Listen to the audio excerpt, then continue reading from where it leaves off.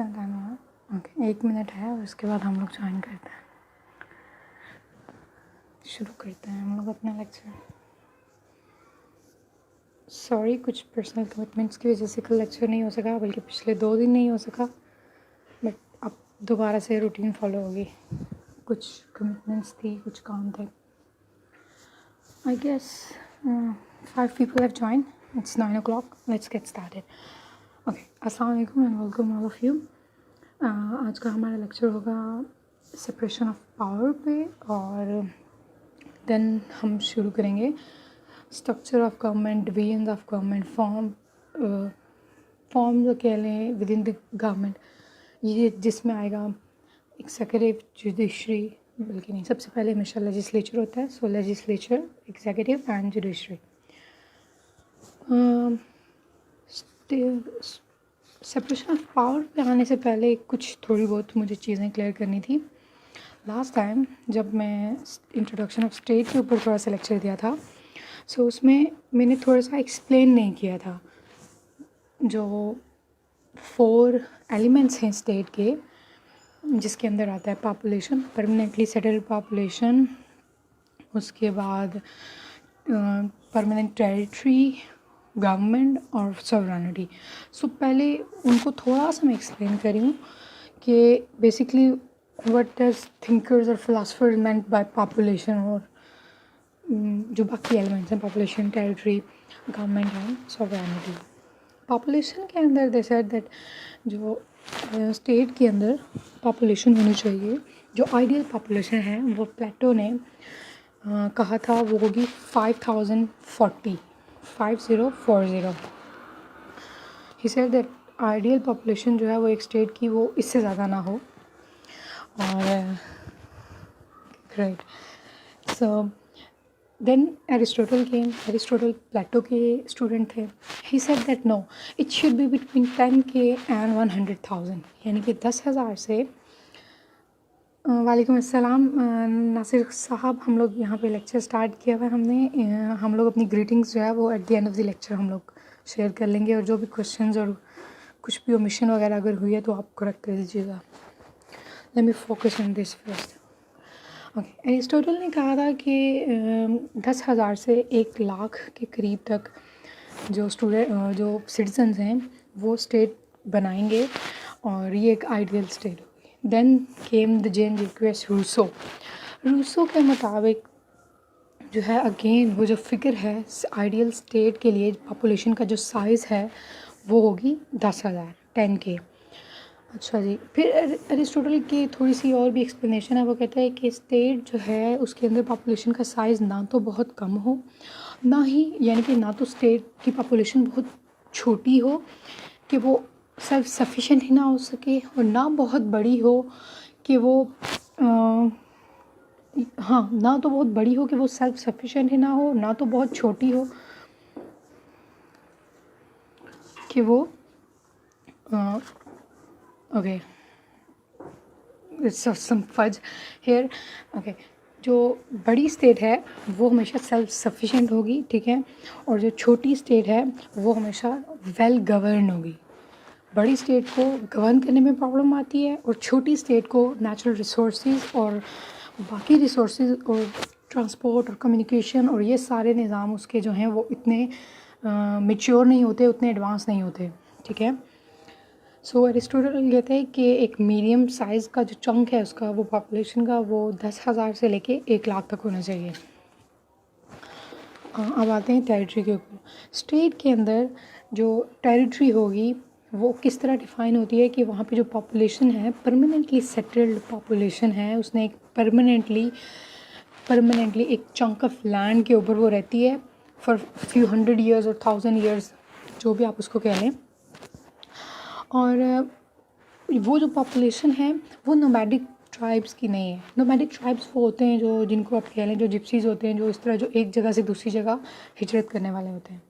वो कहते हैं कि क्यों ज़रूरी है permanently settled population with in a territory, क्योंकि वो कहते हैं कि दे फॉर्म और develop a community of interest and patriotism. These two, community of interest and patriotism, these two elements are mandatory, are necessary for the statehood.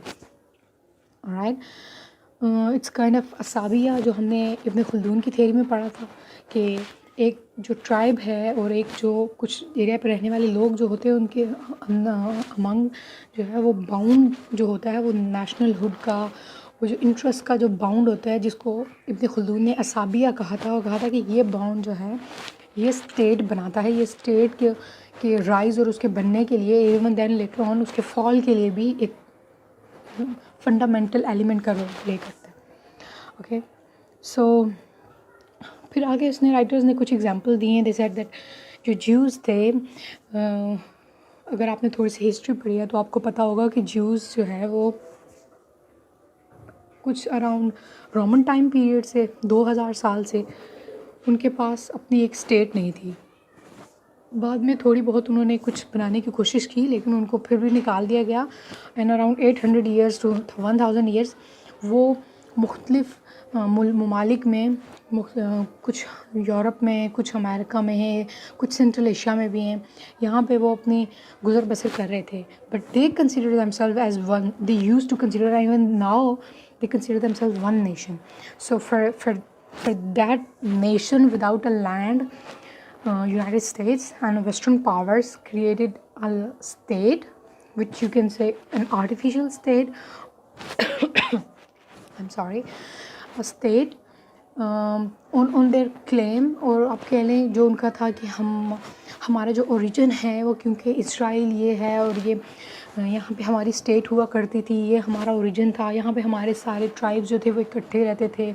जो उनके thousands of years की history का जो क्लेम था, उस बुनियाद पर उन्हें स्टेट दे दी गई, लैंड दे दी गई. और ज्यूज़ के मुताबिक, उनकी जो हिस्ट्री है उसके मुताबिक, पैलेस्टाइन जो है ये क्रिएट किया था रोमन्स ने आफ्टर दे किक्ड आउट इजराइलीज़. और जब ज्यूज़ को उन्होंने किक आउट कर दिया उनकी लैंड से, तो सीरिया और ये जो फ़लस्तीन है, या ये रोमन्स ने और मिल के जो फ़लस्तीन के नेशन के जो लोग थे इन्होंने मिल के क्रिएट किया था. Anyways, so western powers kicked out or simply wiped out Palestinians from their state and created a new homeland for the Jewish people. Initially Britain का जो साइको और पीकॉक साइको जो वो एग्रीमेंट था, उसके मुताबिक Palestinians and Israelis had to, excuse me,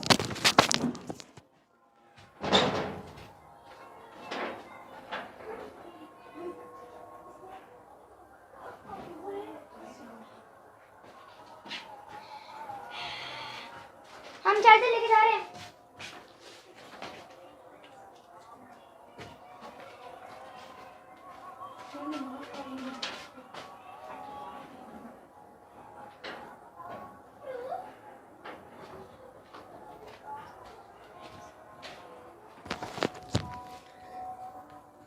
Hey there, sorry for the inconvenience. Okay, so they created a state, and Jewish and Palestinian people, they were liable to live in harmony on the same land. But जब जैसे जैसे चीज़ें होती गई, Wars होती गई, Jews के पास क्योंकि बैकअप था, मिलिट्री थी, स्ट्रॉन्ग आर्मी थी, स्ट्रॉन्ग उनको जो मिलिट्री टेक्नोलॉजी थी वो प्रोवाइड की गई अमेरिकन और वेस्टर्न एलाइज़ की जानिब से. सो उन्होंने ज्यूज़ ने ना सिर्फ इसराइल की पूरी स्टेट पे कब्ज़ा कर लिया, बल्कि सिनाई डेजर्ट जो है इजिप्ट का 1967 की वॉर में 7 डेज़ वॉर जो थी उसमें वो भी उस पर भी काबिज़ हो गए. और जो गोलान हाइट्स हैं जिनका अभी तक इशू चल रहा है, जो इंटरनेशनल अभी काफ़ी बड़ा मसला बना हुआ था, जिसको ट्रंप ने as part of United States recognise कर लिया था, उस पर भी कब्ज़ा किया हुआ है. और सिंस इजिप्ट ने अनवर सादात के टाइम पीरियड पे इसराइल को एक्सेप्ट कर लिया था, और कौन सा अकॉर्ड था, कैंप डेविड अकॉर्ड, वो साइन कर लिया था. सो उसको आई गेस सिनाई डेजर्ट जो है वो वापस मिल गया है, बट सीरिया ने अभी तक उसको एक्सेप्ट नहीं किया, शाम ने उसको एक्सेप्ट नहीं किया. सो गोलान हाइट्स पे अब इसराइल जो है वो अपनी ये जो उसकी कॉलोनियाँ हैं, जो सेटलमेंट की, इसके ऊपर कब्ज़ा जो लैंड है डिस्प्यूटेड, इसके ऊपर वो कॉलोनीज़ बना के और लैंड बेचता है, वो उसका भी वहाँ पे वो उसने ये प्रोजेक्ट इनिशिएट किया. एनीवेज, जो पाकिस्तान की स्टेट है इसको भी वो लोग कहते हैं कि ये जो पॉपुलेशन थी वो तो डेफिनेटली वहाँ पे परमानेंटली सेटल थी, लेकिन ये स्टेट बनाई गई फॉर दी मुस्लिम पीपल। एक लैंड के ऊपर परमानेंटली सेटल पॉपुलेशन थी, on the name of religion ये एक स्टेट बनाई गई, because they had this patriotism Muslim League के through. Okay, thank you Nasir साहब, thank you so much. They had this patriotism, religious patriotism था, नेशनलिज्म की kind में ये आता है, बट इसकी वजह से और कॉमन इंटरेस्ट था Muslim state, a safer environment for the Muslims, to give them an opportunity to govern themselves, to rule themselves. इन दो प्रिंसिपल्स पे मुसलमानों के लिए स्टेट बनाई गई, जिसका नाम आज हम लोग इस्लामिक रिपब्लिक ऑफ पाकिस्तान के नाम से जानते हैं। ओके, थर्ड जो प्रिंसिपल है, they say that there can never be a state without a government. Alright, government जो है, although government is lesser important or something as compared to the state, but without a government there can be no state. State की जो आने शुरू हो गई हैं, state को क्रिएट करने के लिए जो पोलिटिकली ऑर्गेनाइज्ड ग्रुप होगा, जो एसोसिएशन होगी, they must have a state जो उनको रिकग्नाइज़ करवाने में मदद करेगी। अदरवाइज जैसे इट्स असेंबली ऑफ पीपल के लोगों की कुछ असेंबली है, वो वैसे ही खड़े हुए हैं, गवर्नमेंट जब तक नहीं होगी वो नहीं बना सकते। ओके, जैसे ओके, गवर्नमेंट उन्होंने तारीफ़ इस तरह की है स्टेट के अंदर। आई डोंट नो अगर आपको मेरी आवाज़ सही आ रही है, क्योंकि पीछे अजानें शुरू हो गई हैं and people have started leaving. मैं बस जल्दी से इसको फिनिश करती हूँ, फिर दोबारा से अजानों के बाद आ जाती हूँ दोबारा से लेक्चर शुरू करने के लिए, क्योंकि यहाँ पे फेसबुक पे कुछ पास का कोई सिस्टम नहीं है और यहाँ पे डिस्टर्बेंस हो रही है। इनायतुल्लाह दुरानी साहब, हमने टॉपिक शुरू किया है द सेपरेशन ऑफ पावर, वो theory of separation of power and division और structure of the government. But हाँ, कुछ जब मैंने लास्ट टाइम स्टेट के ऊपर लेक्चर दिया था तो मैं एक्सप्लेन करना भूल गई थी, थोड़ा डिटेल में जाना भूल गई थी कि स्टेट के जो 4 एलिमेंट्स होते हैं, थ्योरिस्ट्स के मुताबिक, फ़िलासफ़र्स के मुताबिक, राइटर्स के मुताबिक, उनकी एक्सप्लेनेशन क्या है कि वो क्या होना चाहिए, जिसमें आता है population, territory, government and sovereignty. So अभी तक मैं पहुंची हूँ गवर्नमेंट के ऊपर, थर्ड एलिमेंट के ऊपर, एंड देन हम लोग जो है वो अपना ओरिजिनल टॉपिक जो है वो शुरू करेंगे। आप लोगों में से कोई मुझे बता सकता है कि आप लोगों को मेरी क्लियर आवाज़ आ रही है? आई एम सॉरी, बट मुझे लग रहा है शायद आप मुझे सुन नहीं पा रहे। असल में ये अजानों का टाइम है, पीछे अभी बहुत ज़्यादा अजानें शुरू होने वाली हैं। एनीवेज़, कोई रिप्लाई नहीं कर रहा, तो मैं लेक्चर पे वापस आती हूँ। They say that government is an institution to which people render their obedience habitually. Government वो एक इंस्टीट्यूशन कह लें या वो एलिमेंट कह लें, वो होगा जिसको जो वो ग्रुप ऑफ पीपल जो होगा, जो स्टेट को क्लेम कर रहे हैं, वो अपनी ओबीडियंस रेंडर करेंगे या उसको देंगे गवर्नमेंट को। जैसे जैसे वो उनकी, जैसे अभी कैटालोनिया जो है, जो बार्सिलोना के अंदर उन्होंने एक पूरी ये जो स्पेन का जो प्रोविंस है कैटालोनिया, जो पूरा जहाँ पे इन्होंने इसको जो कैटालोनिया के नाम से जो सूबा बनाना चाह रहे हैं बार्सिलोनियंस, सो इनका ये कहना है, उनको सबसे बड़ा बेनिफिट और edge, yes, okay, great, thank you people, उनको सबसे बड़ा एज ये हुआ था कि वहाँ पे इलेक्शंस हुए और उन्होंने अपनी लोकल गवर्नमेंट बना ली, प्रोविंशियल गवर्नमेंट कह लें, लोकल गवर्नमेंट कह लें। जब उन्होंने अपनी गवर्नमेंट बना ली, सो दे अनाउंस्ड फ्रीडम, उन्होंने अपने आप को स्टेट डिक्लेयर कर दिया। स्पेन उसको इसलिए नहीं छोड़ सकता बार्सिलोना को, क्योंकि बार्सिलोना जो है वो स्पेन का बैकबोन है, इकोनॉमिक बैकबोन है। सो तब से उनका वो वहाँ पे लड़ाई शुरू हुई है। बार्सिलोनियंस जो हैं वो पीसफुली प्रोटेस्ट कर रहे हैं, वो कह रहे हैं कि हम अलग स्टेट हैं, हमारी गवर्नमेंट भी है, अब तो हम लोगों ने कभी तुम लोगों को रिकग्नाइज़ नहीं किया, मतलब एज अ पार्ट, हमें फ्रीडम दो। लेकिन क्योंकि स्पेन के साथ उधर फिर इधर भी प्रॉब्लम शुरू हो गया, जो कुर्द्स थे, इराक़ में भी इलेक्शन हुआ, रेफरेंडम हुआ, वहाँ पे भी रेफरेंडम हुआ, यहाँ पे भी रेफरेंडम हुआ। दोनों रेफरेंडम्स में जो लोग थे उन्होंने कहा कि हम फ्रीडम चाहते हैं। सो बड़ा क्योस बना रहा पिछले साल इंटरनेशनल पॉलिटिक्स के अंदर। सो अब उनका स्ट्रॉन्ग ये जो है वो इतना क्लेम जो है वो इतना स्ट्रॉन्ग क्यों है, इन दोनों जो कम्युनिटी आप कह लें या एथनिसिटी कह लें, इन दोनों ग्रुप ऑफ पीपल्स के पास जो गवर्नमेंट थी जिसको वो हैबिचुअली फॉलो कर रहे थे, उसको अपनी ओबीडियंस शो कर रहे थे, उसको उसके अंडर उसका हुक्म मान रहे थे। इवन दो कि इराक़ ने उसके कुछ लीडर्स वगैरह को तंग भी किया, अरेस्ट भी किया। और आपको पता होगा कि टर्की के अंदर जब रेवोल्यूशन आया था तब से लेके 2016 में आया था, तब से लेके अब तक जो है वो तैयब अर्दोगान ने क्रैकडाउन के नाम पे कुर्द्स को टोटली वाइप आउट कर दिया वहाँ पे। एक तो उसका जो पावरफुल अपोजिशन था, उसकी जो गुलेन फतहुल्लाह गुलेन के नाम पे थी, वो उसने उसको वाइप आउट किया है। मतलब वो इतने पावरफुल थे कि वो स्टेट के हर इंस्टीट्यूशन में, हर बिज़नेस में आप कह लें, एजुकेशन में कह लें, जुडिशरी में कह लें, लेजिस्लेचर में, हर जगह उसके लोग, मिलिट्री में स्पेशली मिलिट्री में उसके लोग मौजूद थे। उसको हटाया उसके साथ, क्योंकि जो ऐसा कॉज था, ये नेशनल कॉज था जिसके ऊपर पूरी नेशन जो है वो यूनाइट हुई थी। उसके पास ये एक ऐसा मूवमेंट था, गोल्डन मूवमेंट था, जिसके नाम पे वो कुछ भी कर सकता था कि उसकी टर्किश पीपल के पास जो लिबर्टी है डेमोक्रेसी के नाम पे वो ख़त्म हो रही थी। सो उसके नाम पे उसने काफ़ी ज़्यादा, टर्क्स जो है वो कुर्द्स को टेररिस्ट मानते हैं, क्योंकि इनकी कोई WYK पार्टी है, वो पॉलिटिकल पार्टी तो है, इंडिपेंडेंस के काज के लिए लड़ी है, लेकिन वो वायलेंट भी है। उसने धमाके भी किए हैं, टर्किश सोल्जर्स को मारा है, इस तरह के वो काम करते हैं, इसलिए वहाँ पे वो बैन है। और जो भी कुर्द्स हैं वो उनको टर्किश पीपल जो है normally they consider them as terrorist. और जैसे हम लोग यहाँ पे कहते थे कि कोई हम सब आज हम लोग कहते हैं कि फाटा के लोग और बलूचिस्तान के लोग जो हैं ये इनमें कुछ ऐसे लोग हैं जो गद्दार हैं मुल्क के। सो उनके साथ भी ऐसे ही होता है। जो कुर्द्स हैं वो उनको गद्दार समझा जाता है, इसलिए क्योंकि वो हमेशा से इतने सालों से, दहाइयों से लड़ रहे हैं अपनी आज़ादी के लिए। और उनके पास इराक़ के बॉर्डर पे जो हैं उनके, अभी सीरिया के ऊपर भी अभी तैयब अर्दोगान ने, आपको अगर थोड़ा सा भी पॉलिटिकल अफेयर्स का थोड़ा सा आइडिया है, इंटरनेशनल पॉलिटिक्स का, तो क्राइसिस बन गया था इस साल के शुरू में जब CSS के पेपर्स होने वाले थे। क्राइसिस ये था कि अर्दोगान जो हैं वो, सॉरी मैं डिटेल्स में जा रही हूँ, बट ये थोड़ा सा आपको इंट्रोड्यूस करवाने के लिए है कि ये करंट अफेयर्स में भी आ सकता है, कहीं भी आ सकता है, आप किसी कॉन्सेप्ट के अंदर भी ऐड कर सकते हैं, लेकिन थोड़ा सा बैकग्राउंड के लिए आपको रिलेट करने के लिए एग्जांपल्स देना ज़रूरी है।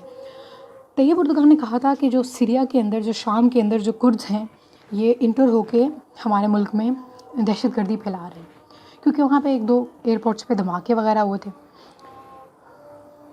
YK समथिंग पार्टी का नाम है, मैं आपको नेक्स्ट लेक्चर में क्लियर करके भी बता दूंगी। ये क्योंकि टर्किश लैंग्वेज जो है वो बहुत डिफरेंट है, सो हम लोग उसको सिर्फ एक्रोनिम से ही याद कर सकते हैं। अब जस्टिस एंड डेमोक्रेसी है, पार्टी है तैयब अर्दोगान की, लेकिन उसको हम DYK या DPK कुछ ऐसा लिखते हैं, क्योंकि उनकी जो टर्किश लैंग्वेज है वो ना तो अरबिक है ना कुछ, वो टर्किश लैंग्वेज उसका डिफरेंट, उसके जो वो है ना अल्फ़ाबेट्स हैं वो डिफरेंट है, उसमें कुछ और वर्ड का मतलब होता है, लेकिन हम लोग उसको एक्रोनिम से याद करते हैं। YK पे यस नवीद साहब, आई थिंक यही है। सो उसने कहा था कि तैयब अर्दोगान ने कहा था कि मैं इंटर हो रहा हूँ सीरिया के अंदर और मैं वाइप आउट करूँगा टेररिस्ट को। टेररिस्ट से मीन इनडायरेक्टली उनका ये था कि जो कुर्द्स हैं जो सीरिया के बॉर्डर पे रह रहे हैं उनको सफाया करूँगा। वो कुर्द्स जो हैं उन्होंने अभी यहाँ पे आप इंटरनेशनल पॉलिटिक्स देखें कैसे चलती है। वो कुर्द्स वो हैं जिन्होंने पहले दिन से यूनाइटेड स्टेट्स को उसको अपनी एलिजेंस दी है, और उन्होंने बशार अल असद के अगेंस्ट यूनाइटेड स्टेट्स को वहाँ पे काफ़ी हेल्प दी है उस एरिया के अंदर स्टे करने के लिए, उसको इंटेलिजेंस प्रोवाइड करना, बाकी इस तरह के एलिमेंट्स। तो आपको पता है जब नई स्टेट के अंदर, मिडिल ईस्ट की नई स्टेट के अंदर हो तो बहुत सी इंटेल आपको चाहिए होती है, आपको हेल्प चाहिए होती है। तो वो यूनाइटेड स्टेट्स के एल आए थे against Bashar al Assad and Russia during the Syrian war, civil war. So United States ने, अब United States had to pay back for their loyalty. So United States officially announce कि अगर Turkey ने एक स्टेप भी इन किया, we will launch operation, और हम ये जो थ्रेट है जो कुर्द्स के अगेंस्ट है इसको रिमूव करेंगे। सो तैयब अर्दोगान को, बातें तो डायलॉग से सभी मार लेते हैं, पॉलिटिकली ये तो मेन चीज़ है, लेकिन वो इतना बड़ा रिस्क नहीं ले सकता था, तो वो पीछे हट गया। Okay, now coming back to our topic, और जो थर्ड एलिमेंट था गवर्नमेंट का, ये तो हमने देख लिया कि हैबिचुअली जो है वो लोग उसको हैबिचुअली और वॉलंटियरली उस गवर्नमेंट को रिकॉग्नाइज़ करते हों उस एरिया में, और उसको अपना रिप्रेजेंटेटिव मानते हों, ठीक है। This that state is nothing if there is no government to make it real. State के कंसेप्ट को रियल बनाने के लिए जो गवर्नमेंट है वो उसका फंडामेंटल रोल है। Next this is that people without government are made us assemblies. Assemblies जिसको असेंबली आप कह लें, लोगों का ग्रोह, मजलिस जिसको कह लें, या कुछ होता है ना थोड़ी सी जगह पे 50-100 लोग इकट्ठे हो गए।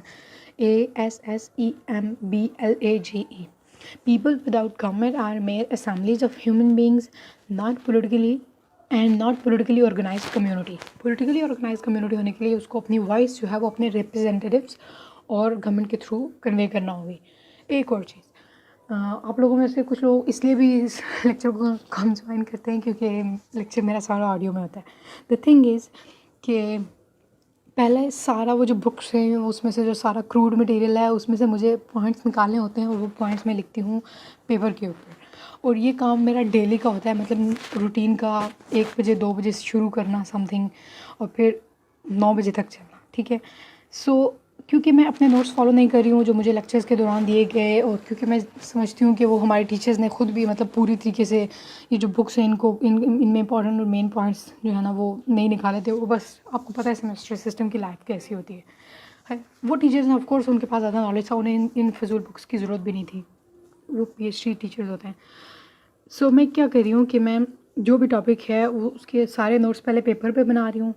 सो it takes hell of a time, जिसकी वजह से मैं स्लाइड्स पे जो है ना अभी तक वो बना नहीं सकी हूँ नोट्स, जो मैं हमेशा कमिट करती हूँ, but I have been failing you people all. So इसलिए मुझे माफ़ी दी जाए। मैं पूरी कोशिश कर रही हूँ, लेकिन डेली के लेक्चर्स देने के बाद मुझे थोड़ा सा ब्रेक भी चाहिए होता है। I need time to breathe, और मेरी कुछ और भी काम है साथ।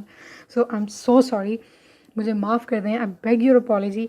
लेकिन मैं पूरी कोशिश करूँगी कि ये जो हमारे ऑडियो लेक्चर्स हैं ना, एटलीस्ट ये आपको इतनी आपको सेंस आ जाए कि आपको फिर अगर ये इस मज़रुल हक़ की या जितनी भी हम 4-5 ये बुक्स, क्योंकि सिलेबस आपको पता है कैसे है, वो फॉलो करेंगे। सो आपको ज़रूरत नहीं पड़ेगी, आपको बस लिख भी लेंगे तो।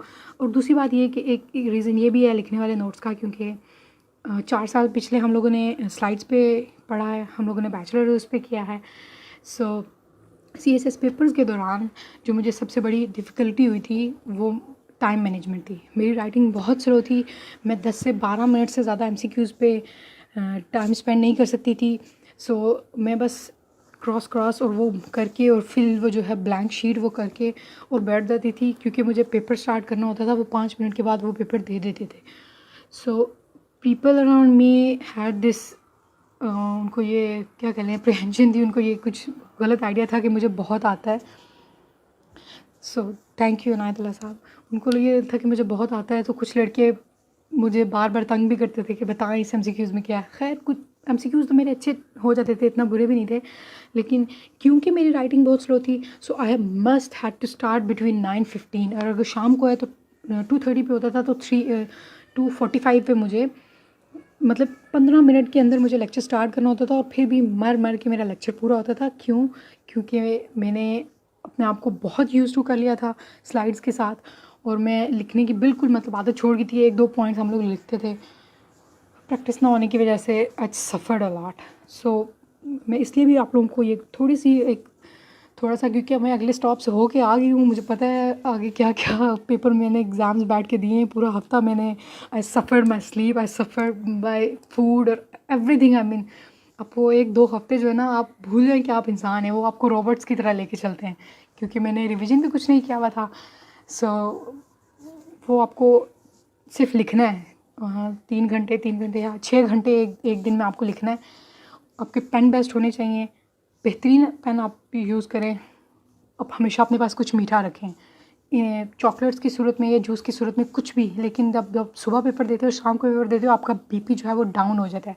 अपने पास ज़रूर मीठा रखें। मैंने कुछ नहीं खाया इन सारे दिनों में, बट मेरे पास 4-5 किस्म की अच्छी खासी चॉकलेट्स होती थी, क्योंकि ये जो ग्लूकोज होता है इसके अंदर, ये चीनी के अंदर, ये आपको एक्टिव कर देता है। अपने पास ज़रूर रखें, मीठा ज़रूर रखें। मैंने IR के पेपर में लोगों को, मैं बाहर निकली तो लोगों को कहते हुए सुना कि यार मुझे बहुत नींद आ रही थी, और थैंक यू सो मच। मैं पढ़ाती नहीं हूँ इसी वजह से, क्योंकि लोग कहते हैं कि मैं बहुत डिटेल में चली जाती हूँ, लेकिन ये है कि मुझे पता है कि मैं इस लेवल पे जाके पढ़ाऊँगी कि आपको कोई मुश्किल नहीं होगी। आईआर के पेपर में एक लोगों को ये कहते हुए सुना कि यार मुझे तो बहुत नींद आ रही थी, मैंने बस एक दो सवाल ही किए और मैं उठ के बाहर आ गई, और वो लड़कियां थी कुछ। मैं पीछे मुड़ के देखा, मैंने कहा आपने कुछ मीठा क्यों नहीं लिया, कुछ जूस वगैरह पी लेती। कहती है हाँ यार बस यही गलती हो गई, मैं काश कर लेती हूँ, मेरे से पेपर नहीं हो रहा था, मुझे नींद आ रही थी। सो मैं तो it shook me to the bone, मैं तो काम के रह गई कि इतनी बड़े सीएसएस की अटैम्प्ट और लोग इसको इतना कैजुअल ले रहे हैं।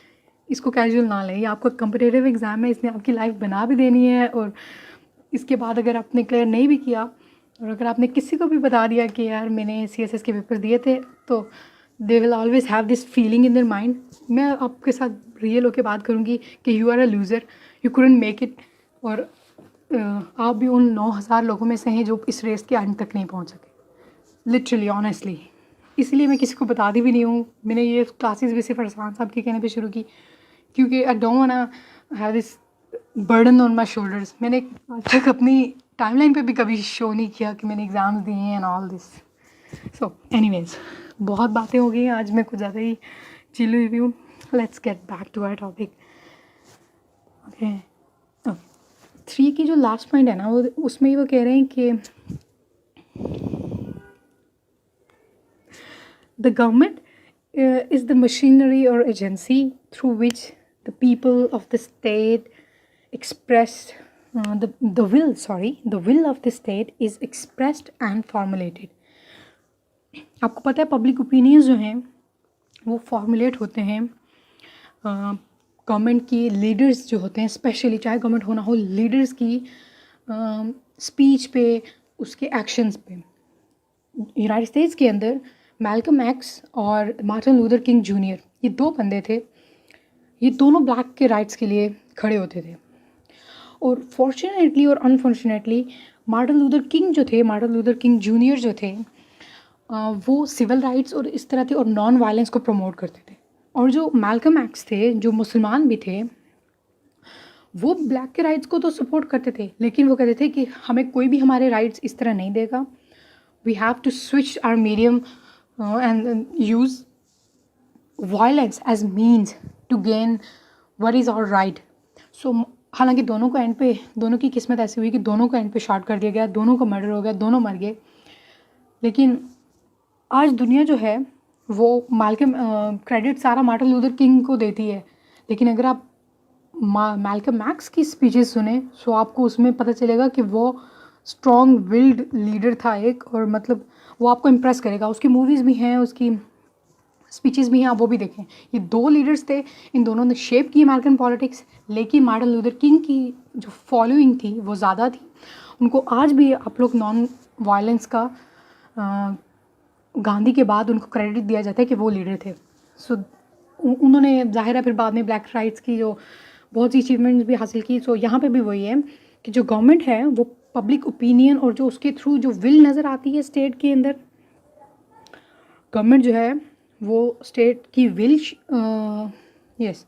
उसके अंदर स्टेट की विल नज़र आती है, वो विल जो है वो एक्सप्रेस होती है और फॉर्मुलेट भी होती है। सो इन गवर्नमेंट आप इसको प्राइम मिनिस्टर पे स्विच कर लें, आप इसको लीडर्स पे स्विच कर लें, आप इसको कैसे भी ले सकते हैं। ओके, आगे भी कुछ है। They say that government administers the state, keep law and order, formulate the policy of the state and organize people dwelling within the territory। अच्छा, ये आगे कुछ फंक्शंस हैं इन्होंने जो गवर्नमेंट के बताए हैं कि गवर्नमेंट्स को एट द सेम टाइम क्या क्या काम करने पड़ते हैं। एडमिनिस्ट्रेटिव स्टेट के अंदर आप उसको डिफेंस की सेंस में भी ले लें, सिक्योरिटी, वेलफेयर, हर तरह के कामों में जो गवर्नमेंट की रिस्पॉन्सिबिलिटी है वो उसको करने होते हैं। Alright, then they say the formulate the policy of the state. Policy जो है वो सिर्फ फॉरेन पॉलिसी नहीं होगी, वो health policy, education policy, security policy, in 100 other ways आप इसको कह लें, ठीक है। Policy of this and organize people dwelling with in its territory. Organize people, आप उनको स्टेट जो है वो किसी भी फॉर्म के एडमिनिस्ट्रेटिव यूनिट्स बना देती है। पाकिस्तान के अंदर पहले हमें ऑर्गेनाइज़ किया गया है प्रोविंसेस के अंदर, फेडरल यूनिट्स जिसको आप कहते हैं। देन फिर हमें क्योंकि फेडरल हमारे प्रोविंसेस भी इस तरह डायरेक्टली एडमिनिस्टर नहीं होते पार्लियामेंट्री फॉर्म ऑफ गवर्नमेंट में, सो उसके अंदर हमें लोकल गवर्नमेंट्स के अंदर ऑर्गेनाइज़ किया गया है। लोकल गवर्नमेंट्स के अंदर आप लोग देखते हैं कि यूनियंस आ जाती हैं, यूनियन काउंसिल जिसको कहते हैं, फिर तहसील आ जाती है। यूनियन काउंसिल जो है वो बेसिकली पाकिस्तान के अंदर smallest bit of organised people है, ग्रुप है, आप इनको ऐसे समझ लें। वो मोस्ट रूट होता है ना, जो बिल्कुल बेसिक जो यूनिट है वो उस फॉर्म में है लोकल गवर्नमेंट के अंदर। और फिर तहसील, फिर डिस्ट्रिक्ट, और फिर कुछ लोग रावलपिंडी डिवीज़न, और ये अयूब खान के टाइम पे था, ये भी था।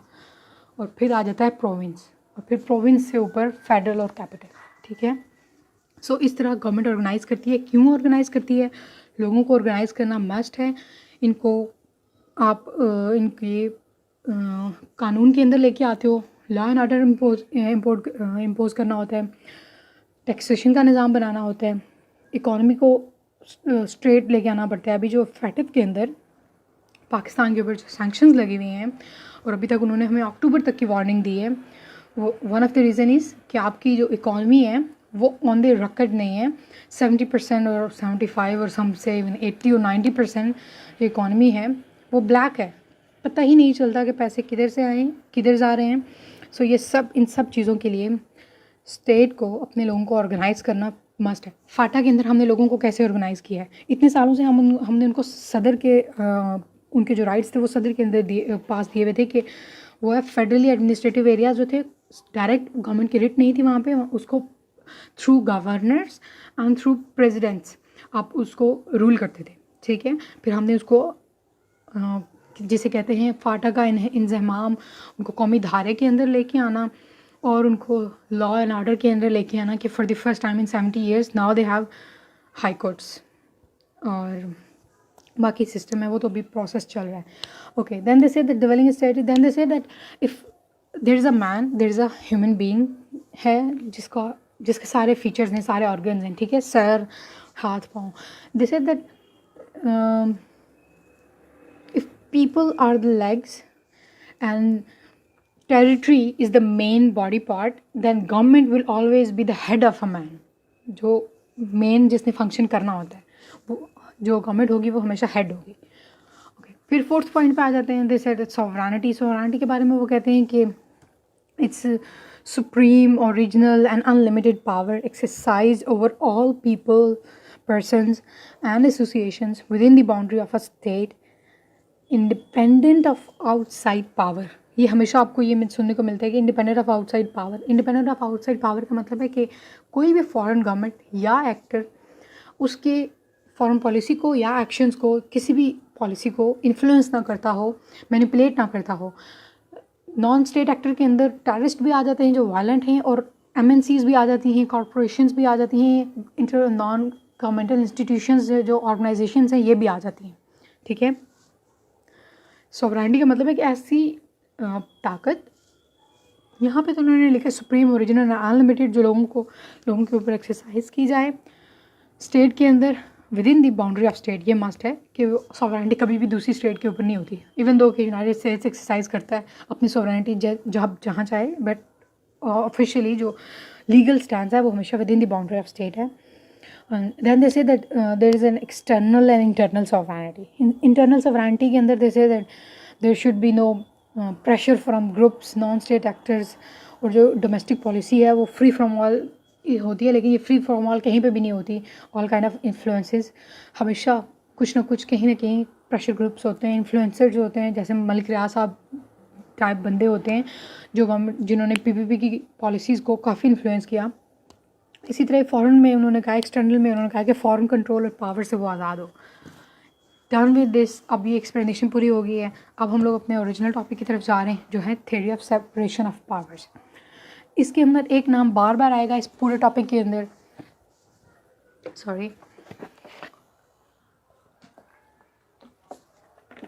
और वो नाम है पॉलिटिकल फिलोसफर का, थिंकर का, जो कि फ्रेंच थे। उनका नाम है मोंटेस्क्यू, ठीक है। मैं उनके स्पेलिंग्स बोल रही हूँ, MONTESQUIEU। Theory of separation of power जो है वो मोंटेस्क्यू साहब की इजाद थी, इन्होंने इंट्रोड्यूस करवाई थी। He was 18th century philosopher which would be around 17 something. So जब उस टाइम पीरियड में फ्रेंच रेवोल्यूशन डेफिनेटली नहीं आया था अभी तक, जो किंग्स थे और जो मोनार्क्स थे उनकी जो टिरनी थी, जिसको आप टायरनी भी कहते हैं, वो इतनी ज़्यादा थी कि जब मोंटेस्क्यू ने विज़िट किया इंग्लैंड का तो he was kind of so much impressed और स्पेल बाउंड हो गया था वो इंग्लैंड के अंदर सिस्टम ऑफ गवर्नमेंट को देख के। सो फिर उसने अपनी एक बुक लिखी जिसका नाम था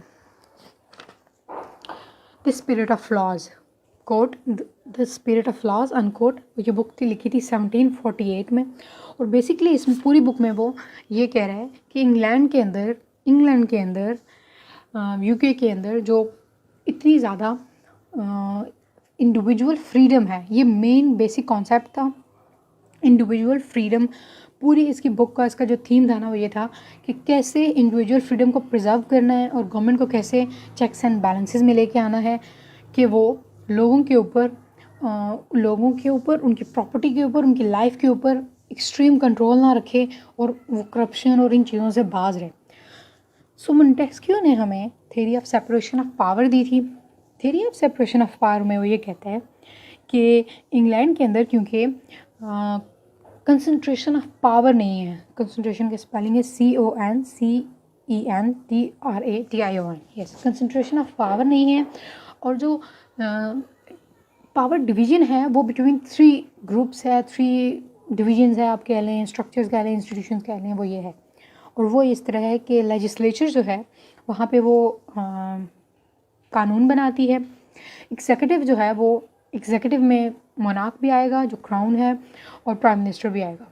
जो ब्रिटिश कॉन्स्टिट्यूशन के अंदर जितनी भी पावर्स प्राइम मिनिस्टर एक्सरसाइज करता है वो on the name of crown करता है। एंड बाय द वे मैंने द क्राउन नाम की सीरीज़ भी देखी हुई है, अगर आप में से कोई देखना चाहे तो देख ले, अच्छी है। उसमें आपको थोड़ा सा आइडिया हो जाता है कि जो क्वीन एलिज़ाबेथ II है वो कैसे डील करी है अपनी, अभी तक तो उसके 2 ही सीजन आए हैं, अपने इन तमाम मामलात को। उसमें थोड़ी सी मुझे, क्योंकि मुझे थोड़ा सा क्यूरियोसिटी थी, अमेरिकन कॉन्स्टिट्यूशंस का प्रेसिडेंट्स का तो आपको पता होता है वो इतने ज़्यादा पॉपुलर है, लेकिन ब्रिटिश हिस्ट्री को, पॉलिटिक्स को थोड़ा समझने के लिए मेरा दिल चाह रहा था कि मैं देखूं। तो उसके अंदर नहीं, क्या नाम था उसका, जो उनका फेमस प्राइम मिनिस्टर था जो वर्ल्ड वॉर्स में भी रहा है, जिसको यार इंग्लिश में हम लोग जिसका चैप्टर भी पढ़ते हैं नाम का,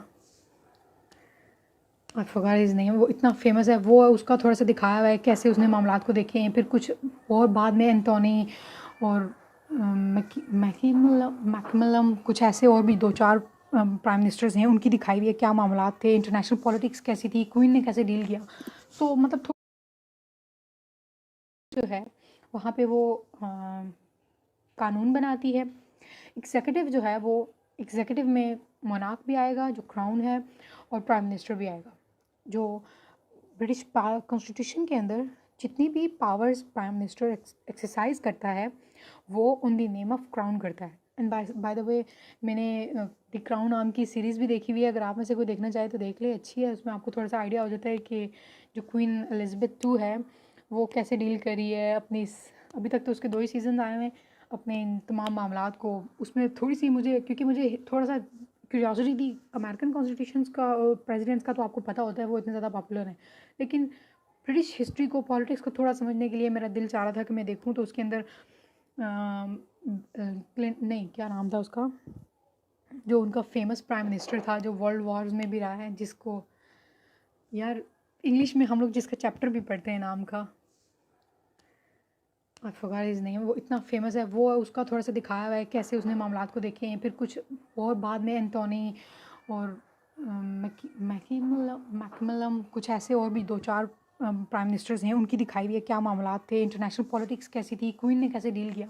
तो मतलब थोड़ी सी आपको अगर हिस्ट्री का इंटरेस्ट है, British politics, Churchill, exactly, thank you Naveed, you are my saviour, आप हमेशा बचा लेते हैं। यस, विंस्टन चर्चिल, उसकी बहुत ज़्यादा, क्योंकि वो स्ट्रॉन्ग विल्ड मैन था, सो उसको बहुत एग्रेसिव और इस तरह दिखाया हुआ है कि वो, उसको पीछे पूरी कैबिनेट उसकी जो थी वो चाह रही थी कि उससे पावर ले ले, बट उसने मैनेज किया। लेकिन जब वो गया तो they are all in hot waters, उन सब ने एक के बाद एक इसको रूइन किया प्राइम मिनिस्टर के ऑफिस को, और अपनी गलतियों की वजह से छोड़ दिया। इवन इसमें सीज़न 2 में आई गेस एंथोनी जो है वो उसके साथ, उसको दिखाया गया है जमाल अब्दुल नासिर को। सो वो भी अच्छी एक स्टोरी है। Anyways, let's get back to our topic.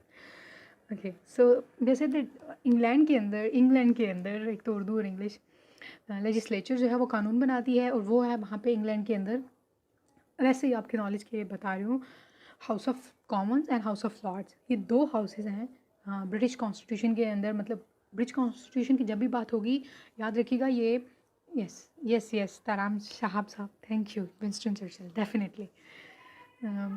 जब भी बात होगी वो ऐसा कॉन्स्टिट्यूशन होगा जो कि फॉर्मली रिटन स्पेसिफाइड डॉक्यूमेंट नहीं है।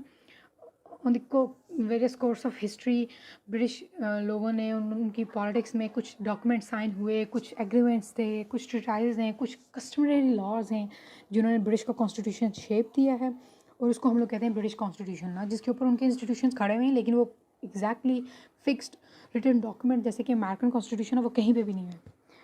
फ़ाइज़ का आज़म साहब, ये मूवी नहीं है, ये सीरीज़ है जिसमें 10-11 एपिसोड्स हैं, 2 ड्रामा सीरीज़ है, 2 इसके सीजन्स हैं, the crown.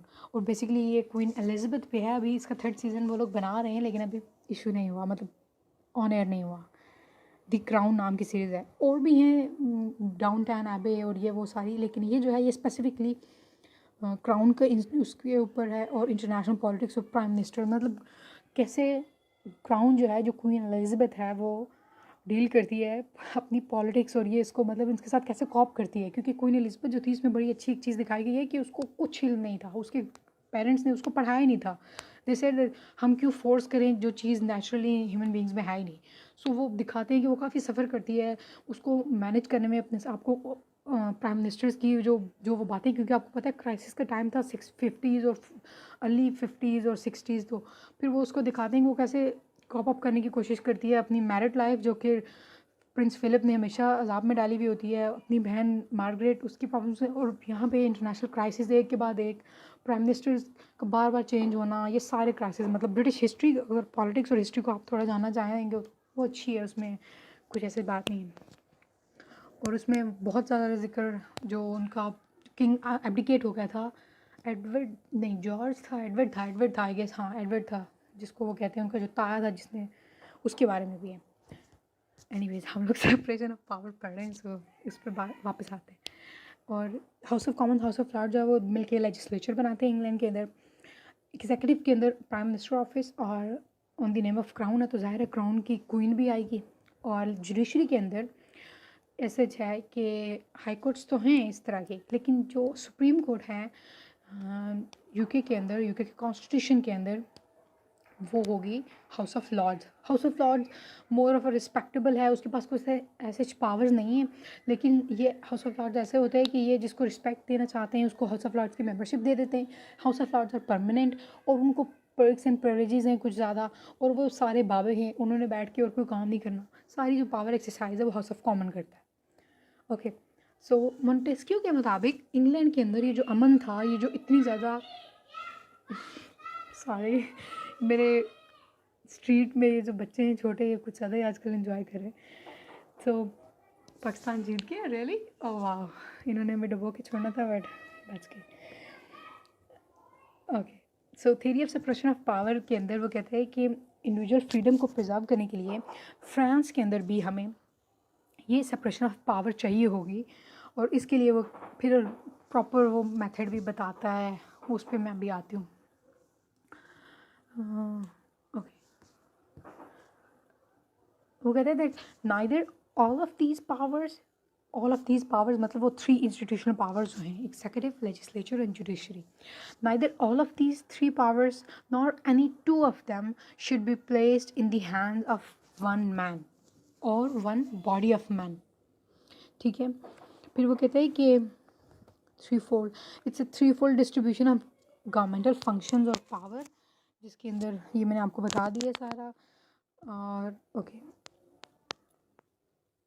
this threefold division of as the theory of separation of powers is powers in order, it's there in order to safeguard the liberty of individual. ठीक है, then they say that जो Montesquieu था इसको पुकारा जाता है champion of liberty के नाम से। He was there in England, which he visited. He saw a people who enjoyed liberty of the individual without any tyrannical government. सो फिर उसने ये बुक लिखी, उस बुक में पूरी इसने थ्योरी दी, अभी उस पर आते हैं। Montesquieu's theory, he said that the liberty of individual, हाँ ये तो मैंने अभी पढ़ लिया। ओके, फिर अब आगे इनकी मैं 3-4 टाइप्स है, वो कहते हैं कि कैसे जो लेजिस्लेचर है उसको एग्जीक्यूटिव के साथ मर्ज नहीं होना चाहिए, जो एग्जीक्यूटिव है उसको जुडिशियल के साथ मर्ज नहीं होना चाहिए, और ये मैं आपको आगे बताती हूँ. He said that when number 1, when legislature and executive powers, legislature के spelling होंगे LEGISLATIVE. When legislature legislative acts, sorry, when legislative and executive EXECUTIVE powers are united in the hands of some person or body of persons, there can be no liberty, since the king, who is also the lawmaker, might make or enforce laws in a tyrannical manner. जो legislature है, ये power जो है law making की, वो कहते हैं कि आप किंग को इसलिए नहीं दे सकते क्योंकि वो कुछ ऐसे लॉ में भी बना दे जो लोगों के हक में ना हो, और उसके पास क्योंकि ये अथॉरिटी है तो वो लोगों को फोर्स करेगा टायरनिकल मैनर में कि वो इन लॉज को ओबे करें. ठीक है. Then they say number 2 is if judicial and legislative powers are combined, the life and liberty would be subject to arbitrary control. ठीक है, मैं रिपीट कर रही हूँ. If judicial and legislative powers are combined, the life and liberty would be subject to arbitrary control. Arbitrary के spelling होंगे ARBITRARYCONTROL, control. फिर आगे इसको एक्सप्लेन करते हैं कि लेजिस्लेटर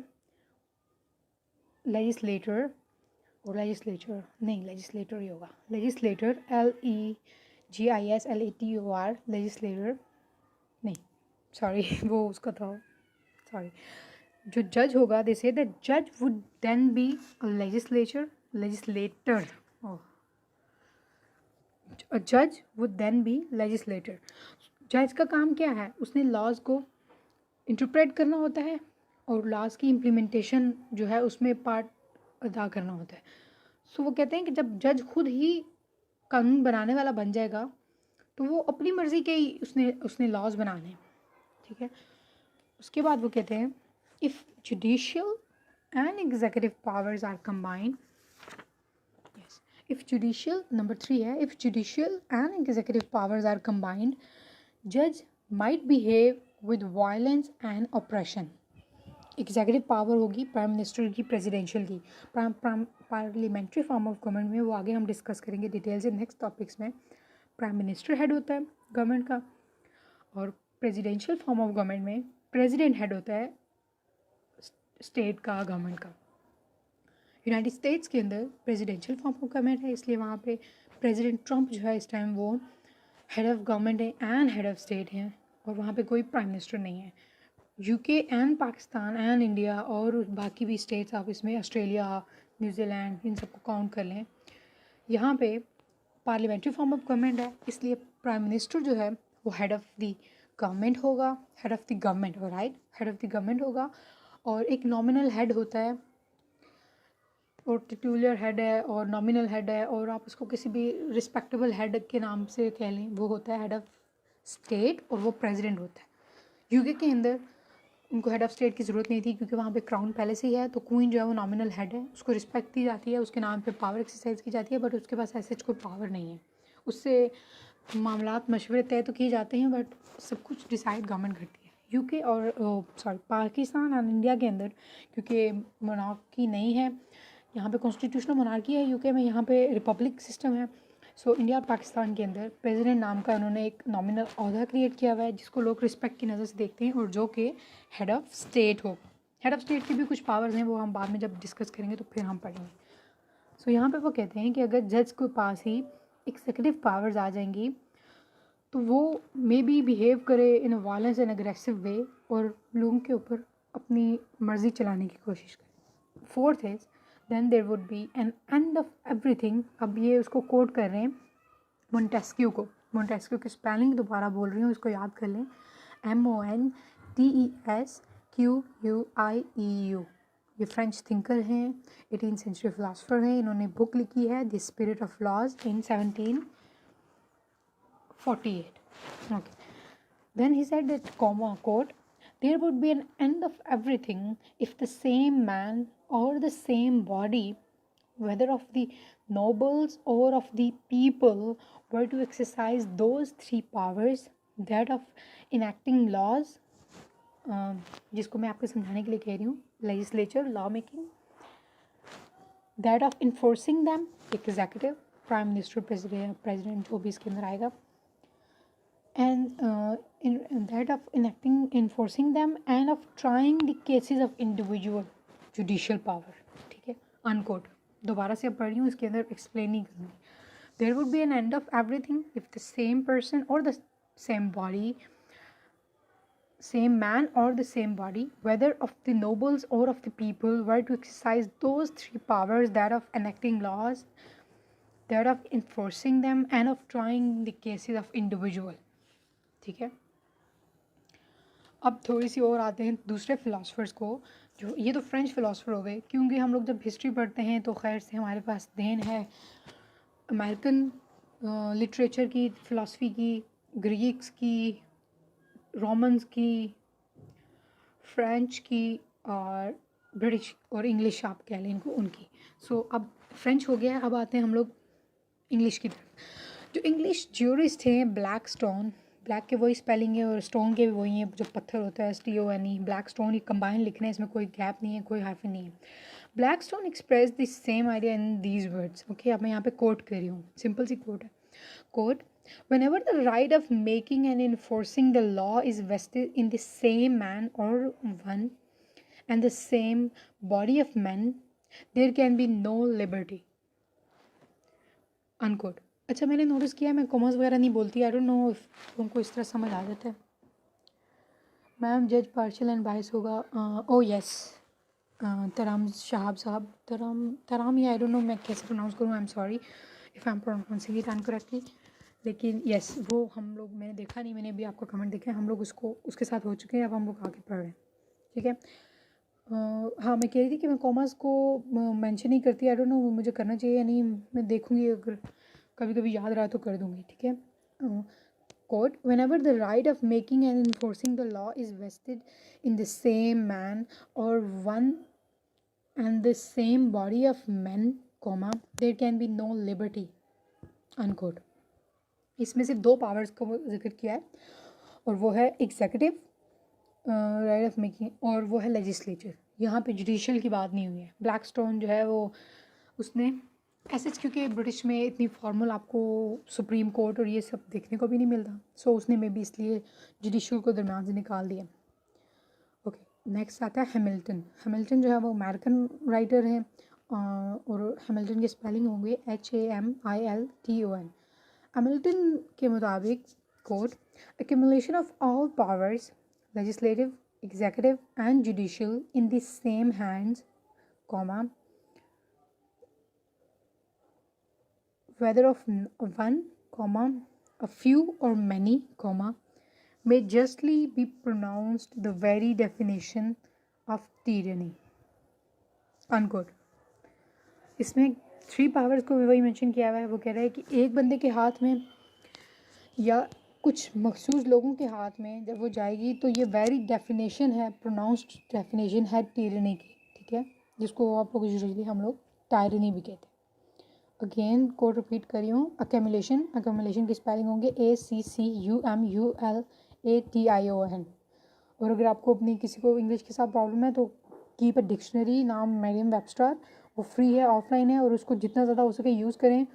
जब भी आप डिक्शनरी यूज़ करेंगे आप ऑटोमेटिकली आपको मे बी 3 मंथ्स 4 मंथ्स के बाद एहसास होगा कि अगर आप डेली उसको एक ना एक वर्ड, कोई ना कोई ऐसा वर्ड है जो आप देख रहे हैं जो समझ नहीं आ रहा, जब उसकी आप डेफिनेशन खोलते हैं तो वहाँ पे 3-4 वर्ड, सिनोनिम, एंटोनिम्स, थिसाइड्स, वो सब चीज़ें देखने को मिलती हैं. तो आपकी वोकैब जो है वो इम्प्रूव होती है.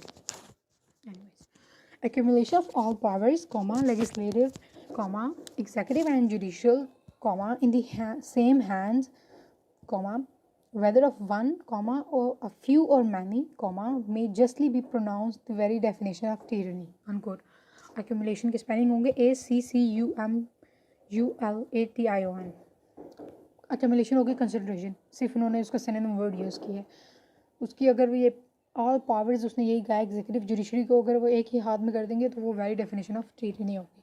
एनीवेज आगे बढ़ते हैं। अब आ जाती है इन डिफेंस ऑफ लिबर्टी कह लें, इंडिविजुअल लिबर्टी। पूरी मेरी गली जो आज पागल हुई हुई है पाकिस्तान के मैच पे, जैसे जैसे इंडिया से जीत गया। सो सॉरी, लेकिन ये पाकिस्तानी अवाम जो है वो इसका कुछ नहीं हो सकता। अब आ जाते हैं मोंटेस्क्यू की थ्योरी के ऊपर, इसकी एक्सप्लेनेशन के ऊपर, उसके डिफेंस के ऊपर। यहाँ पे बुक में तो नहीं था लेकिन मुझे हम लोगों ने वेस्टर्न थॉट में एक कोट पढ़ी थी मैकियावेली की, MECH, मैकियावेली की स्पेलिंग है MECHIAVELLY, सॉरी ये याद होगी हमें। इसकी कोट है power corrupts, absolute power corrupts absolutely.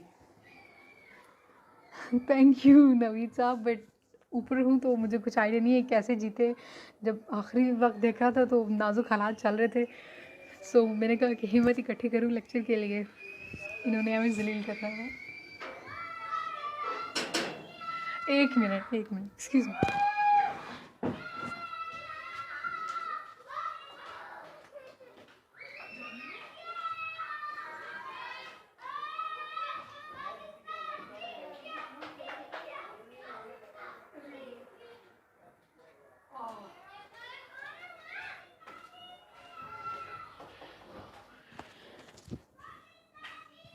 Sorry, वो मुझे ख़बर देने आए थे कि जैसे इतने शोर के बाद मुझे पता नहीं है कि पाकिस्तान मैच जीत गया। एनीवेज हम लोग इस पे वापस आते हैं कि ये जो सारी इंडिविजुअल लिबर्टी की बात हो रही है मोंटेस्क्यू की थ्योरी की, कि कंसंट्रेशन ऑफ पावर जो है, अगर ये 3 पावर्स अगर आप एक, वाह that's so nice of you, इतनी आपने मुझे इम्पोर्टेंस दी है। Anyways that was sarcasm. He said that Machiavelli said that power corrupts, absolute power corrupts absolutely. ये कोट थी, ये मुझे इससे रेलिवेंट लगी, सो मैंने कहा इसको मैंने सबसे पहले एक्सप्लेनेशन में कोट किया है, आप लोग भी कर लें कि पावर जो है वो वैसे ही इंसान को जो है वो किसी न किसी तरह उसको अपने पाथ से हटा देती है। But Machiavelli said that absolute power corrupts absolutely. Chance ही नहीं है कि एक बंदे के पास एक्सट्रीम पावर हो।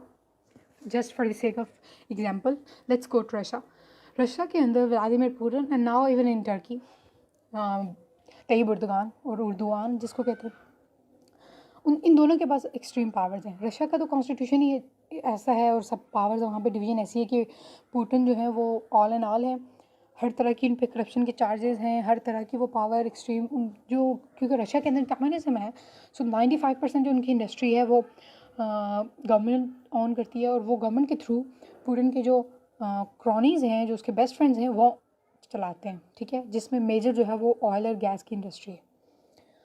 और फिर हम आ जाते हैं उर्दुआन के अंदर, टर्की में। उर्दुआन साहब जो हैं ये मुस्लिम उम्मा के आजकल लीडर के तौर पे सामने आए हुए हैं। अगर आप में से किसी को बुरा लग रहा है तो that's none of my business, क्योंकि हम लोग पॉलिटिकल साइंस के स्टूडेंट्स हैं, हम बायस नहीं हो सकते, हमें स्ट्रेट फॉरवर्ड इसको एक्सप्लेन करना होता है। उर्दुआन साहब ने 2018 में आई गेस रेफरेंडम करवाया था, या इस साल के शुरू में करवाया था, और उसमें इन्होंने डेमोक्रेसी की वहाँ पे भी सिचुएशन वैसी ही है जैसी पाकिस्तान के अंदर है, लेकिन पिछली 21वीं सेंचुरी के शुरू से कुछ बेहतर हो रही थी, लेकिन फिर कुछ ऐसे मामलात हुए कि वो जब मामला ख़राब हो गया रेवोल्यूशन वाला वो जब चैप्टर फ्लॉप हो गया तो ना सिर्फ क्रैकडाउन हुआ सब मिलिट्री और वो सब पे, बल्कि उर्दुआन साहब ने एक फार्मूला पेश कर दिया कि आप मुझे इस हम लोग की जो ये जो पार्लियामेंट्री फॉर्म ऑफ गवर्नमेंट है इसको मुझे आप ज़्यादा से ज़्यादा पावर्स दें, मुझे 2024 तक रखें। और hey Ayesha, how are you doing? Okay, Ayesha is my colleague, so I had to welcome her. So Russia के टर्की के अंदर उर्दुआन साहब ने रेफरेंडम के थ्रू, ऑल्दो वो रेफरेंडम बहुत वेग था और उसमें बहुत से क्वेश्चंस उठे, 49% मेजॉरिटी जो है वो जो वेस्ट माइंडसेट की जो वेस्टर्न डेमोक्रेसी माइंडसेट की जो मेजॉरिटी है उसने रेफरेंडम को बुरी तरीके से शट डाउन किया, बट 51 सिंपल मेजॉरिटी चाहिए थी। सो वो जो रेफरेंडम था वो क्लियर हो गया। अब उर्दुआन साहब जो हैं इन्होंने टर्की की जो पॉलिटिकल जो है ना इंस्टीट्यूशन के जो पावर की जो शेप है वो सारी चेंज कर दिया है। इनके पास लॉ मेकिंग की भी पावर्स हैं, इनके पास जुडिशियल भी पावर्स हैं इनके पास, और 2024 तक की टर्म भी है। सो उसके बाद भी ये कहीं नहीं जाने वाले, डोंट वरी। ये फिर रेफरेंडम और इस तरह कुछ करवा लेंगे। शुरू में जब एर्दोगान साहब आए थे, ही वॉज जस्ट उन नॉवल और जो भी आप लीडर की कैरेक्टरिस्टिक्स रखें वो उनमें थी। सिंस 2011 2012 एर्दोगान की जो करप्शन के स्कैंडल्स एक्सपोज हुए, उसके बाद से वो वैसे ही हैं जैसे पाकिस्तान के लिए नवाज शरीफ हैं। हाँ, उन्होंने ये इस्लामिस्ट का जो कुछ रिलीफ दिया है, वहाँ पे जो half of the Muslim population है वो कंजर्वेटिव है और हाफ ऑफ जो है वो, क्योंकि वेस्ट के साथ उनका वो कनेक्शन रहा है और वहाँ पे मिलिट्री का वो सेकुलरिज्म की वजह से रहा, तो वो वेस्टर्न है, फुल लाइफ जो है उनकी वो वेस्टर्न है। सो उन्होंने कुछ रिलीफ दिया जिसकी वजह से लोग पागल होते हैं कि एर्दोगान ने एटलीस्ट हमें ये रिलीफ दिया है। But he is second Nawaz Sharif आप कह लें, वो पॉलिटिकली करप्ट हैं, वो सारी उनमें वो कैरेक्टरिस्टिक्स हैं। हाँ, वो ये पोज ज़रूर करते हैं कि वो मुस्लिम उम्मा के लीडर हैं। और बशारुल असद ने एक बड़ी अच्छी उनके बारे में बात की थी कि Erdogan displays depicts himself as the sultan of Turkey, और वो पास्ट की जो ग्लोरियस उनकी जो हिस्ट्री है वो उसको रिवाइव करना चाह रहा है, बट ऐसा हो नहीं सकता। सो मैकियावेली की जो ये दो एग्जांपल्स हैं उसकी कोड पे, power corrupts, absolute power corrupts absolutely, ये पूरी आती है व्लादिमीर पुतिन पे एंड तैयब एर्दोगान पे।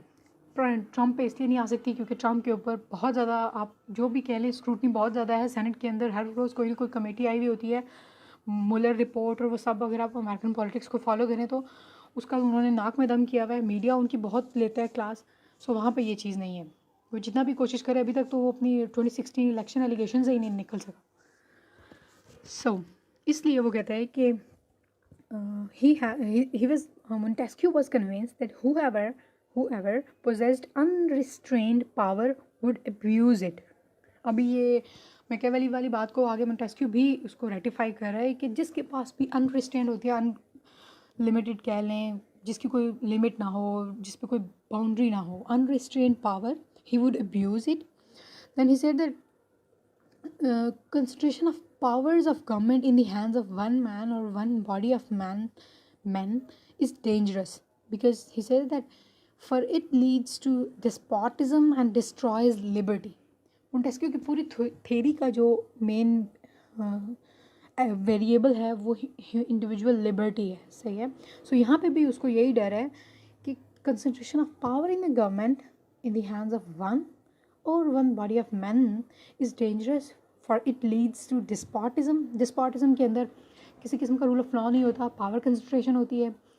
जब ये कहते हैं ना कि वन मैन और बॉडी ऑफ मैन, इसकी एग्जांपल ऐसे दूंगी कि लिबिया के अंदर जब प्रेसिडेंट मोहम्मद अल कद्दाफ़ी थे, सो उन्होंने, और बाकी dictator type of parliamentarian, yes absolutely, Gaddafi कह लें, इजिप्ट के अंदर कौन से वाले थे जो मुर्सी से पहले थे, वो कह लें, और ये जो सारे जो 35 साल थे, इधर सेंट्रल ईस्ट एशिया के अंदर भी बहुत सी एग्जांपल्स हैं, निक्रमा अफ्रीका के अंदर, ये सारे, मतलब इन्होंने ऐसे लीडर्स थे जिन्होंने पावर को पूरे, क्योंकि ये पॉपुलिस्ट लीडर्स होते थे, इनके पास कोई विजन और एजेंडा नहीं होता था, इन्होंने सिर्फ चेंज करना होता था।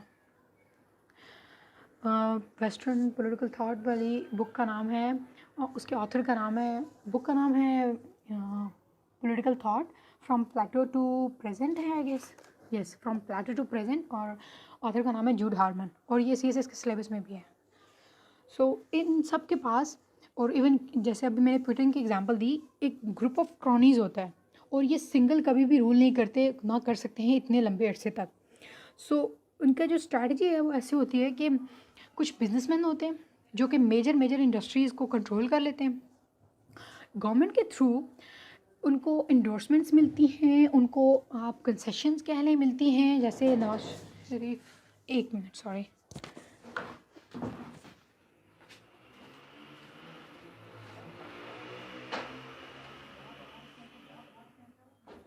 लैपटॉप पे इधर बाहर लगी से लाइक की जगह पे।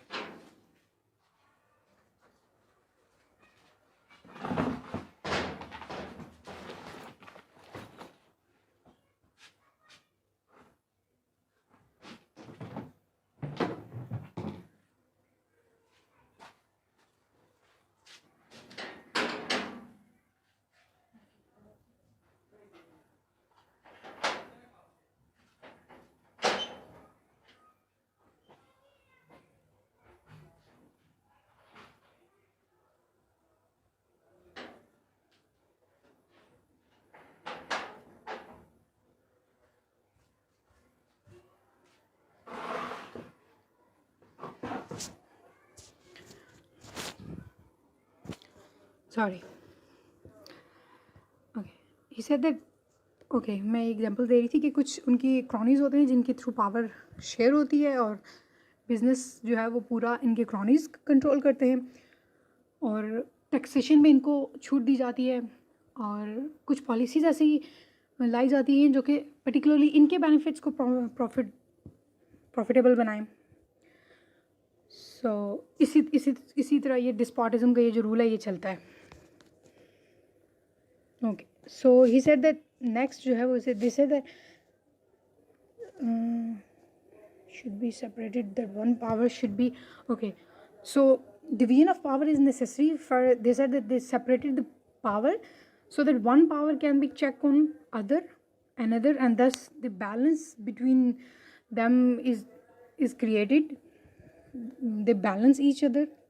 फिर आगे उन्होंने फ्रेंच की कुछ कोट की है जिसका ट्रांसलेशन मैं कोट कर रही हूँ, फ्रेंच तो ऑफ कोर्स हम लोग नहीं पढ़ सकते।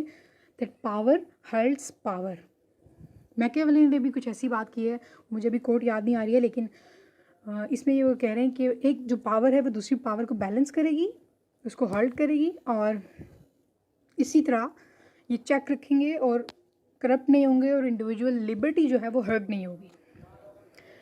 Okay, one power should be checked on the power, okay, then they say that separation of powers means therefore separation of personnel। अब वो personnel का मैं बता रही हूँ कैसे। They say that this separation is between departments and those departments or division of power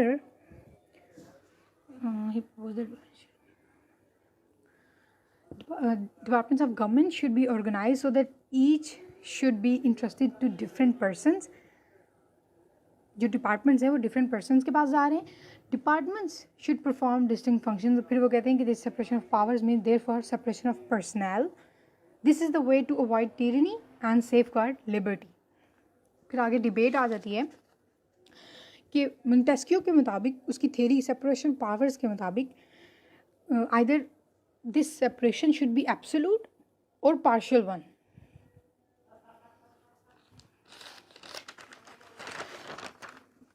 Mazharul Haq साहब की बुक में उन्होंने कहा है कि even thinkers are confused on this point and they said that some say that Montesquieu didn't want a rigid and total separation of powers because वो आगे कुछ कोट करते हैं कि where the whole of powers of one department are exercised, अभी ये मैंने शायद कोट किया है, नहीं ये वो नहीं है coat, where the whole powers of one department are exercised by the same hand which possesses the whole powers of another department, comma, the fundamental principles of free government are subverted, unquote। वो कहते हैं कि अगर एक department की पूरी power एक ऐसे बंदे के हाथ में उठा के दे देंगे जिसके पास पहले ही दूसरे डिपार्टमेंट की पावर है, सो फंडामेंटल प्रिंसिपल है फ्री गवर्नमेंट का, वो सबवर्ट हो जाएगा, वो चेंज हो जाएगा। Then they say that government, फिर वो कहते हैं कि गवर्नमेंट के जो हैं वो डिवीजन जो होती हैं वो दो बेसिस पे होती हैं। एक जो होती है सेपरेशन ऑफ पावर्स जो है वो फंक्शनल स्पेशलाइजेशन पे होती है और दूसरी जो है वो एडमिनिस्ट्रेटिव एफिशिएंसी पे होती है। और फिर then they say that since each department is best fitted to do the job allotted to it, efficiency is secured by specialization and though expert knowledge। फिर वो आगे एक ली कॉक हैं, उनकी कोट है जो वो उसको कोट कर रहे हैं, coat, in the actual conduct of public affairs a certain degree of separation of powers makes towards efficient government, unquote। यहाँ पर पीछे भी एफिशिएंसी की बात हो रही थी, अब फिर ली कॉक की कोर्ट में भी एफिशिएंसी की बात हुई है। वो कह रहे हैं कि एफिशिएंसी पिछली कोर्ट में उन्होंने कह रहे हैं कि इस तरह अचीव होगी जब स्पेशलाइजेशन के थ्रू, एक्सपर्ट नॉलेज के थ्रू गवर्नमेंट रन की जाएगी, यानी कि टेक्नोक्रेट्स की गवर्नमेंट। यहाँ पे वो ली कॉक की एग्जांपल के मुताबिक वो कह रहे हैं कि जो सेपरेशन ऑफ पावर्स है ये गवर्नमेंट को एफिशिएंट बनाती है।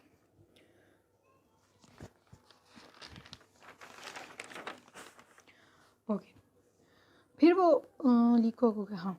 Then they said that judiciary must be separate from and other two departments free from political bias or external influence. जो जुडिशल डिपार्टमेंट है इसको इट मस्ट बी इंडिपेंडेंट हो, वो किसी के स्पेशली पॉलिटिकल बायस में ना हो और इन्फ्लुएंस से बाहर हो. फिर वो आ जाते हैं अब जो वो है हेडिंग होगी वो होगी protection of individual liberty. Then there comes a question that is Montesquieu's solution or formula is the only answer for the protection and safeguard of individual liberty. They say that in Maclever's words, Maclever एक और writer हैं, पहले भी हम लोगों ने इसका जिक्र किया है, MACLVER. Maclever's writings about Montesquieu, he said that Montesquieu has the practical recipe for political liberty. Montesquieu code has a political recipe for practical recipe for political liberty, unquote. Then there is Madison's quote about Montesquieu. Madison writes that Montesquieu quote Montesquieu से पहले और पिछली code में भी और इस code में भी वाज या जो भी अब वर्ड उसको ग्रामर के थ्रू पुट करना चाहिए वो कर सकते हैं. मैंने नहीं किया हुआ, मैंने बस उसको कोड किया हुआ है. Montesquieu was the quote, the oracle who is always consulted and cited in the subject, unquote. Subject वो जो है वो सेपरेशन ऑफ पावर है और oracle जो है वो गैबी मदद, गैबी आवाज़, इसको उस तरह में कहते हैं. Then they quote doctor Finer, Madison की स्पेलिंग है MADISON, doctor Finer FINER. Quote we all should never know shall है, sorry.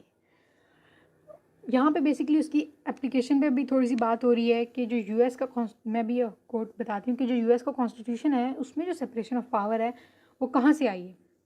This is that according to doctor Finer, he says that we all shall never know whether the fathers of the American constitution established the separation of powers from the influence of the theory जो Montesquieu की है, और to accomplish the immediately practical task of safeguarding the liberty and property, unquote. दो बातें इसमें वो कह रहे हैं कि हमें ये कभी पता नहीं चलेगा जो अमेरिका के फाउंडिंग फादर्स थे उन्होंने कॉन्स्टिट्यूशन में ये जो सेपरेशन ऑफ पावर रखी है क्या ये थ्योरी की वजह से थी या जो क्योंकि उस टाइम स्लेव ऑनर्स थे और ये सब थे तो क्या वो उनके राइट्स को, इन सब के राइट्स को और उनकी लाइफ और प्रॉपर्टी को प्रोटेक्ट करने के लिए थी. फिर आ जाते हैं मेन कंक्लूजन पे कि कहाँ तक सेपरेशन ऑफ पावर की ये जो थ्योरी है मोंटेस्क्यू की ये एप्लीकेबल है.